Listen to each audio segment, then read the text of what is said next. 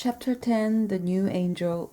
Holly sat hunched up beside Jack in the back seat of the car, still texting all the way into town. Look at all this snow, said Grant cheerfully, as white flecks began to build up on the windscreen, and Grandpa switched on the wipers. Wouldn't a white Christmas be lovely? Neither Jack nor Holly said anything. The pavements in town were covered in brown slush. Christmas music was playing in all the shops, and there was a chestnut seller on the corner. Jack held Grant's hand, with his other in his pocket, keeping hold of DP. Crowds bustled around them, all doing last-minute shopping. They went into a busy department store. There weren't many Christmas decorations left, and they looked higgledy-piggledy because shoppers were picking them up and putting them down in a hurry. Here's a lovely angel, said Gran, grabbing the first one she saw. Jack didn't like the angel at all. He thought she was too fancy for their tree.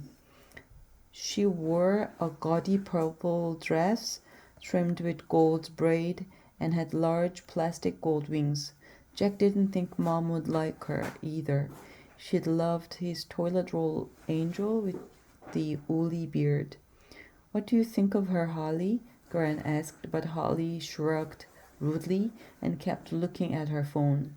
Gran didn't ask Jack. She led them to the checkout desk and bought the angel. Then they head back to the car park through the cold slush and the bustling crowds.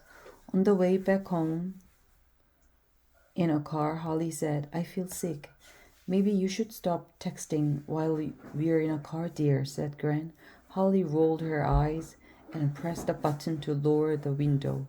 An icy blast filled the back of the car and flecks of snow swept inside. I'm cold, said Jack. I need fresh air, snapped Holly. They reached the motorway. Jack was now shivering. He felt miserable and angry. Why did Holly always have to have things her way? Gran, I'm cold.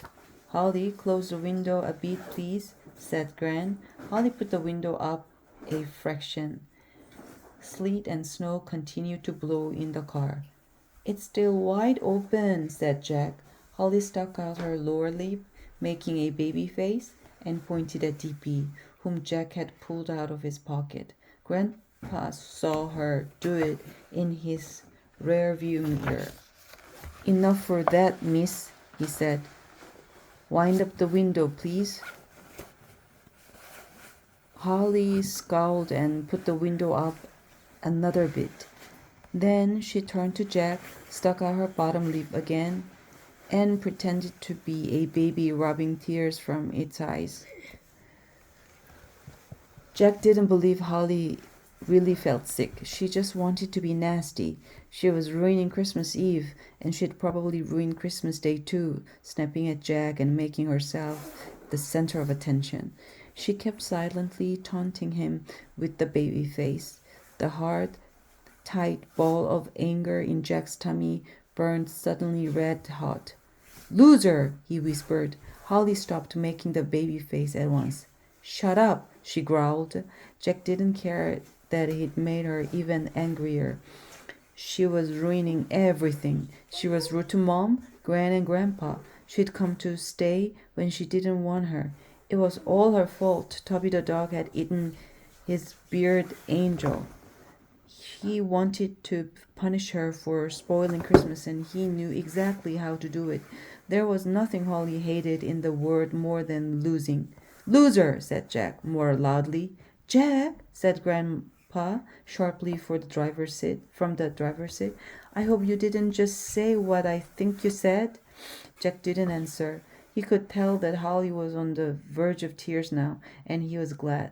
He was sick of her bullying. He didn't care about keeping the peace. He'd had no dinner last night because of Holly. He was tired of having to tiptoe around her. She suddenly pressed the window button, lowering it all the way to the bottom again, so that an icy gale blew through the car. Holly, began Gran. I'm going to be sick, said Holly. Jack knew she was doing it in revenge, so he did something that he'd seen people do at school.